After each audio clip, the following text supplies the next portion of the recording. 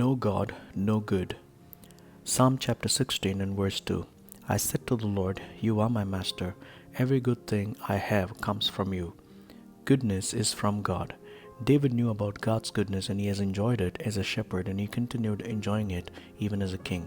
One of the reasons why David experienced God's goodness all his life was his desire to follow after God.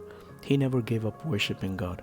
Even though he was a king, he literally danced before the Ark of the Covenant because he knew it was God's covenant with his forefathers that made him who he was. His wife Michelle called him undignified for a king to behave in such a manner like the civilians do. Nothing bothered David, since he knew for a shepherd to have become a king, it was absolutely God and his goodness and nothing else. Do we have such adoration to God like David had?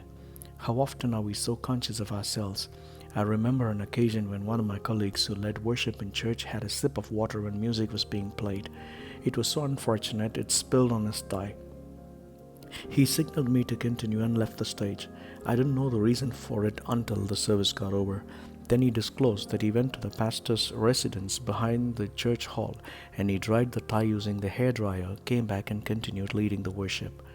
We are so conscious of ourselves before the people.